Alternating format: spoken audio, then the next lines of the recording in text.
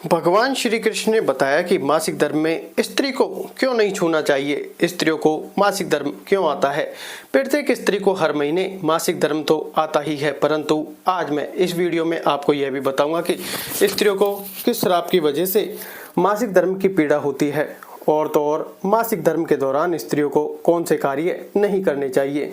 और जब स्त्रियों को मासिक पीड़ा होती है तो कुछ लोग स्त्रियों को क्यों अछूत समझने लगते हैं।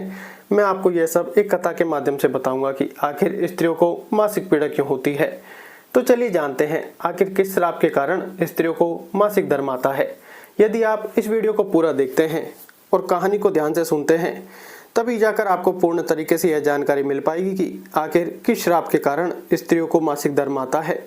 इसलिए इस कहानी को पूरा सुने, क्योंकि यह कहानी आपको एक नई जानकारी और बहुत ही अच्छी सीख देकर जाएगी। एक बार माता लक्ष्मी भगवान विष्णु से पूछती है, हे स्वामी, आज मेरे मन में एक शंका उत्पन्न हो रही है। इस जगत में केवल आप ही मेरे मन में उठ रही मेरी इस शंका का समाधान कर सकते हैं। माता लक्ष्मी की बात सुनते ही भगवान विष्णु ने कहा, देवी लक्ष्मी, आपके मन में जो भी शंका हो रही है, आप निसंकोच होकर पूछिए। मैं आपके मन में उठ रही सभी शंकाओं का समाधान अवश्य करूंगा। तब माता लक्ष्मी ने कहा, हे स्वामी, यह कौन सा श्राप है जिसके कारण स्त्रियों को मासिक धर्म की पीड़ा सहन करनी पड़ती है। माता लक्ष्मी ने अपना दूसरा प्रश्न पूछते हुए कहा कि हे स्वामी, एक स्त्री को मासिक धर्म में वह कौन से कार्य नहीं करने चाहिए जिससे वह अपने ऊपर लगने वाले पाप से बच सके। तब भगवान विष्णु कहते हैं, हे देवी लक्ष्मी, आपने संपूर्ण मानव जाति के कल्याण हेतु अत्यंत ही उत्तम प्रश्न किया है। मैं आपके इन सभी प्रश्नों के उत्तर आपको मेरे परम भक्त देवदत्त के जीवन में हुई घटनाओं के माध्यम से दूंगा, जिससे आपको आपके सभी प्रश्नों के उत्तर इस कथा के माध्यम से प्राप्त हो जाएंगे। यह कथा इतनी पावन है कि इस कथा के श्रवण करने मात्र से ही समस्त मनुष्य के पापों का नाश हो जाता है। जो भी ग्रस्त जीवन में है और वह पति पत्नी इस कथा को ध्यानपूर्वक सुनते हैं तो उन्हें सुख और सौभाग्य की प्राप्ति होती है। इसलिए हे देवी लक्ष्मी, मैं जो कथा आपको सुनाऊं जा रहा हूं, आप भी इस कथा को ध्यान लगाकर पूरा अंत तक अवश्य सुने।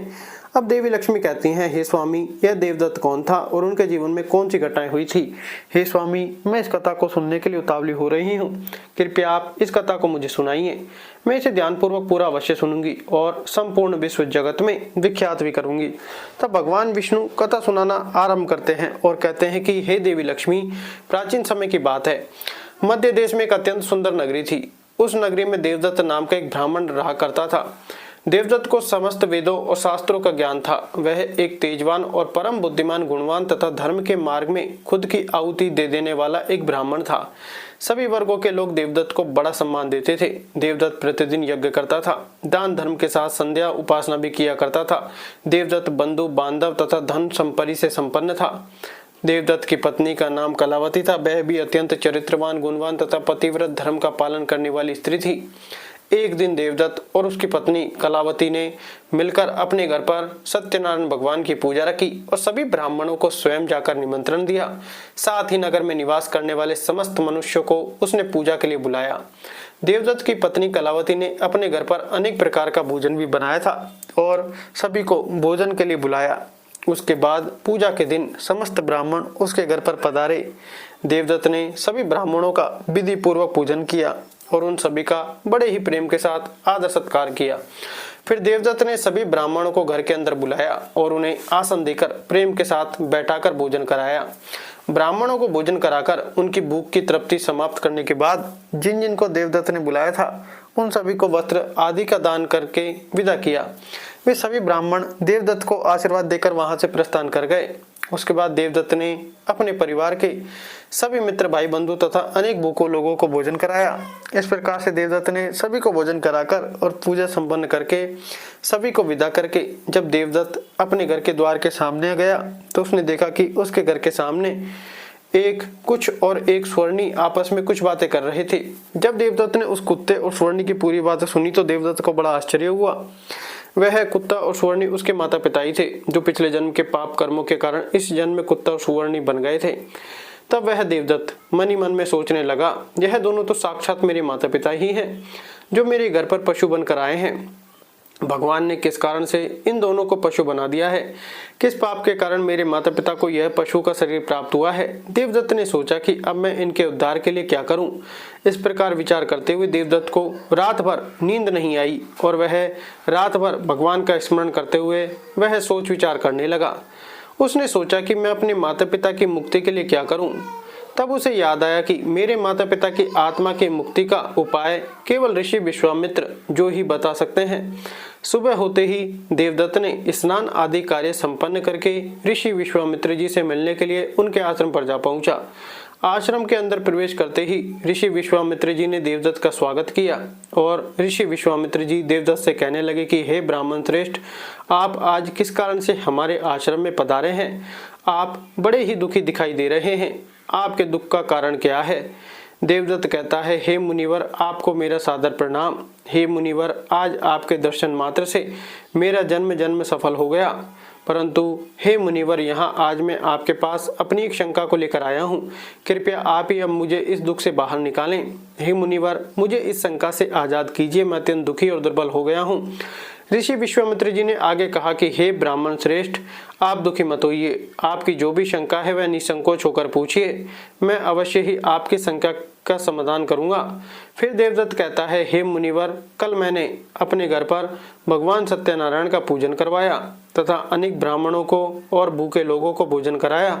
मैंने सब कुछ विधि पूर्वक पूजन किया। फिर जब मैं अपने घर के बाहर अपने मेहमानों को अपने द्वार तक छोड़ने गया तो मैंने देखा कि मेरे द्वार पर एक कुत्ता और एक सुवर्णी दोनों मेरे घर के सामने खड़े होकर बातें कर रहे थे। सबसे पहले जो वह कुत्ता उस सुवर्णी से इस प्रकार से कहने लगा कि देखो, आज कैसी घटना घटी। हमारे पुत्र के घर में ब्राह्मणों के भोजन के लिए जो दूध रखा था उसमें एक बहुत ही जहरीली छिपकली जा पड़ी, जिसे देखकर मुझे बड़ी चिंता होने लगी, क्योंकि उसी दूध से खीर बनने वाली थी। अगर मेरे पुत्र के घर पर उस विषैले दूध से खीर बनाई जाती तो सभी लोग उस जहरीले दूध की खीर को खा लेते और उन सब की मृत्यु हो जाती। इसलिए मैंने उस बर्तन में से सारा दूध पी लिया। लेकिन जब मेरी बहू की नज़र मुझ पर पड़ी तब उसने मुझे डंडों से खूब पीटा, जिससे मेरे शरीर के अंग भंग हो गए। अब मुझे बहुत पीड़ा हो रही है और इसी वजह से मैं लड़खड़ाते हुए चल रहा हूँ। मुझसे यह पीड़ा सहन नहीं हो रही है। कुत्ते की बात को सुनकर वह सुवर्णी बहुत दुखी हो गई और वह अपना वृतांत सुनाने लगी और बोली कि हे प्रिय, अब मैं तुम्हें मेरे दुख का कारण सुनाती हूँ। पूर्व जन्म में मैं इस ब्राह्मण की माता थी, परंतु आज इस ब्राह्मण ने सभी लोगों को भोजन कराया, किंतु इसने मेरे सामने घास तक नहीं डाली और ना ही मुझे जल पिलाया। देवदत्त बोला कि हे मुनिवर, इसी कारण से मैं बहुत दुखी हूँ। फिर देवदत्त कहने लगा, इस प्रकार से अपने माता पिता को एक कुत्ता और सुवर्णी के रूप में ऐसा बोलते हुए देखकर मुझे बड़ा दुख हो रहा है। हे मुनिवर, मुझे रात भर नींद नहीं आई। हर क्षण मुझे बस यही चिंता सताई जा रही है कि मैंने कभी कोई पाप नहीं किया, हमेशा धर्म के कार्य किए हैं, परंतु फिर भी मेरे माता पिता को इतने कष्ट झेलने पड़ रहे हैं। हे मुनिवर, यही मेरी शंका है। इसी कारण आज मैं आपके पास आया हूँ। कृपया आप अपनी दिव्य दृष्टि से पता करके मुझे बताइए कि किस कारण से मेरे माता पिता की ऐसी दुर्दशा हुई है और उनकी मुक्ति के लिए मुझे कौन सा कार्य करना होगा। तब ऋषि विश्वामित्र जी ने ध्यान लगाते हुए वह सब कुछ देख लिया और उस ब्राह्मण के माता पिता के पूर्व जन्म के कर्मों के बारे में देवदत्त से कहने लगे कि हे ब्राह्मण, तुम्हारे माता पिता ने पिछले जन्म में घोर पाप किया है। उन्हीं पाप कर्मों के कारण आज उनकी ऐसी दुर्दशा हुई है।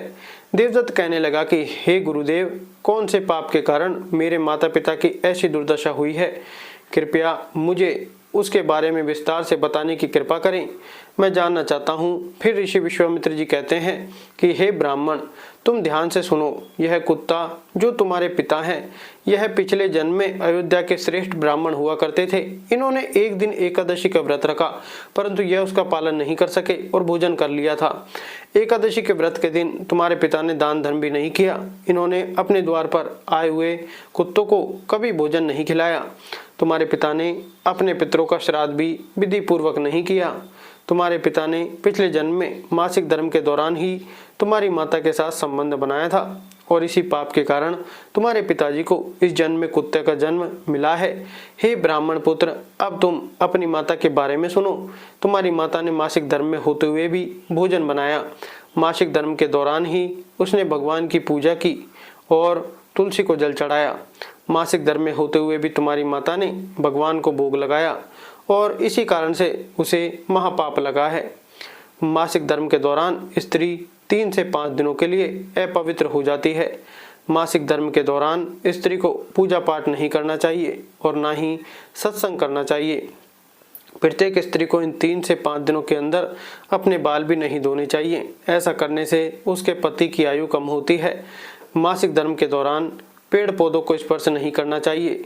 मासिक धर्म में स्त्री के साथ संबंध भी नहीं बनाना चाहिए।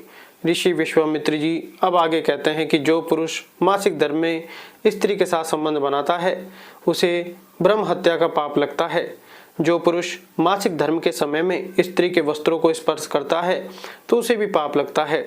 मासिक धर्म के दौरान स्त्री के शरीर में 3 से 5 दिनों तक ब्रह्म हत्या का पाप निवास करता है और 6वें दिन ही वह स्नान करके पवित्र हो जाती है।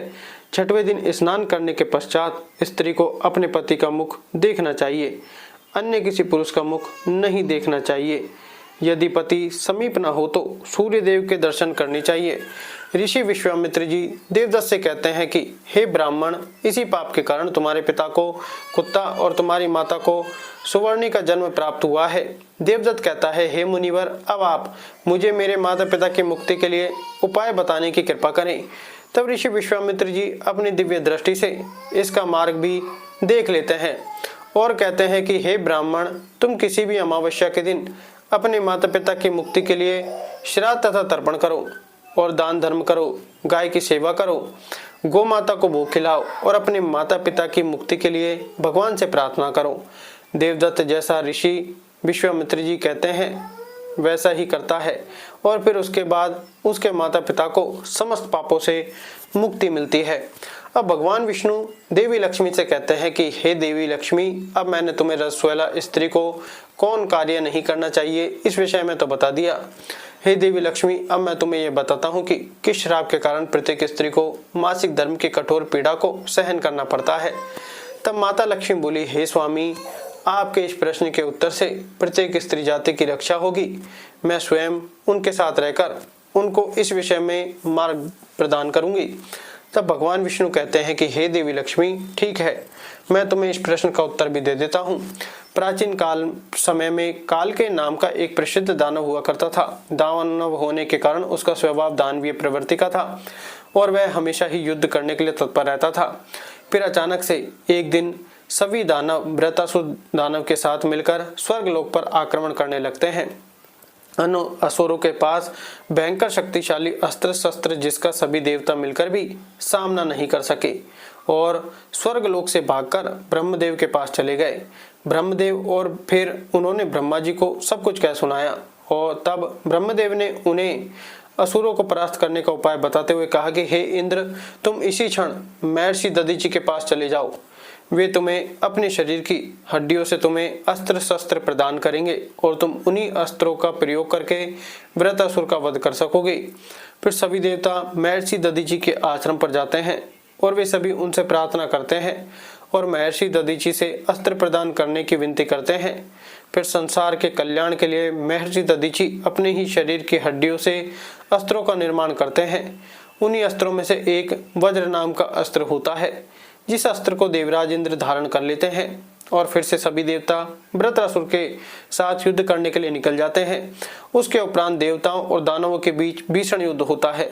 सभी देवता आकाश में दानवों से युद्ध करने के लिए एकत्रित हो जाते हैं और उन सभी दानवों पर प्रहार करने लगते हैं। कई दिनों तक इस प्रकार के दैत्यों और देवताओं के बीच में भीषण युद्ध चलता है। फिर देवराज इंद्र और वृत्रासुर आमने सामने आ जाते हैं। दोनों के बीच युद्ध होता है और देवराज इंद्र अपने वज्र का प्रहार करके वृत्रासुर को मार डालते हैं। वृत्रासुर के शरीर में ब्रह्म हत्या निवास करती थी। वह उस दानव वृत्रासुर की मृत्यु होते ही उसके शरीर से बाहर निकलती है और देवराज इंद्र का पीछा करने लगती है। फिर वह ब्रह्म हत्या देवराज इंद्र के शरीर में प्रवेश कर लेती है, जिससे देवराज इंद्र को ब्रह्म हत्या का पाप लगता है। फिर देवराज इंद्र ब्रह्मदेव के पास जाते हैं और उनसे ब्रह्म हत्या से छुटकारा पाने का उपाय पूछते हैं। तब ब्रह्मदेव उस ब्रह्म हत्या को देवराज इंद्र के शरीर से बाहर निकालने की आज्ञा देते हैं और वह ब्रह्म हत्या देवराज इंद्र के शरीर से बाहर निकलकर ब्रह्मदेव से कहने लगती है कि हे परमपिता, अभी तक मैं वृत्रासुर के शरीर में निवास कर रही थी क्योंकि उसने अनेक ब्राह्मणों की हत्याएं की थी। जब देवराज इंद्र ने वृत्रासुर की हत्या की तो मैं देवराज इंद्र के शरीर में निवास करने लगी। अब आप ही मुझे कोई उचित स्थान दीजिए जहाँ पर मैं रह सकूं। फिर ब्रह्मदेव कहते हैं, हे ब्रह्महत्या, मैं तुम्हें उचित स्थान देता हूँ। ब्रह्मदेव ने ब्रह्म हत्या के 4 भाग कर दिए और कहा कि हे ब्रह्महत्या, तुम्हारा 1/4 भाग अग्नि के भीतर रहेगा, क्योंकि जो भी मनुष्य अग्नि को आहुति नहीं देगा तुम उसके शरीर में प्रवेश कर लेना। ब्रह्मदेव ने फिर कहा कि तुम्हारा दूसरा 1/4 भाग जल के भीतर रहेगा, जो भी जल में थूकेगा अथवा जल में मलमूत्र का त्याग करेगा तुम उसके शरीर में प्रवेश करोगी। फिर तीसरा 1/4 भाग पेड़ पौधे और वृक्षों के भीतर रहेगा, जो भी मनुष्य कारण ही वृक्षों को काटेगा उसे भी ब्रह्म हत्या का पाप लगेगा। उसके बाद ब्रह्मदेव ने अप्सराओं को बुलाया और कहा कि हे अप्सराओं, इस ब्रह्म हत्या का 1/4 भाग तुम ग्रहण करो। फिर अप्सराएं कहने लगी कि हे प्रभु, अगर आपकी यही आज्ञा है तो हम इसे आपकी आज्ञा से ग्रहण करने के लिए तैयार हैं, किंतु हमें भी इससे मुक्ति का कोई उपाय बताइए। फिर ब्रह्मदेव कहने लगे कि हे अप्सराओं, जो भी पुरुष मासिक धर्म में स्त्री के साथ संबंध बनाएगा उसके अंदर यह ब्रह्म हत्या प्रवेश कर जाएगी। इस प्रकार से ब्रह्म हत्या के 4 भाग हुए, एक अग्नि में, दूसरा जल में, तीसरा वृक्ष में और चौथा स्त्रियों के अंदर प्रवेश कर गया। उसी ब्रह्म हत्या के भाग के कारण स्त्रियों को मासिक धर्म आता है। जो भी पुरुष मासिक धर्म के दौरान स्त्रियों को स्पर्श करता है अथवा उनके साथ संबंध बनाता है तो उसे ब्रह्म हत्या का पाप लगता है। अब आगे भगवान विष्णु कहते हैं कि हे देवी लक्ष्मी, उस प्रकार से मैंने आपको स्त्री के रसवला होने के पीछे की कथा और रसवला स्त्री को कौन से कार्य नहीं करने चाहिए इसके विषय में बता दिया है। अब माता लक्ष्मी कहती हैं कि हे स्वामी, आज आपने मुझे बहुत ही महत्वपूर्ण ज्ञान दिया है। मैं भी आपको वचन देती हूँ कि जो भी स्त्री मासिक धर्म के दौरान पूजा पाठ करेगी और पति के साथ संबंध रखेगी तो उसके घर में कभी भी प्रवेश नहीं करूंगी। यही कारण है कि मासिक धर्म के दौरान किसी भी स्त्री को छूना पाप माना गया है और मासिक धर्म के दौरान स्त्रियों को यह कार्य नहीं करने चाहिए। धन्यवाद।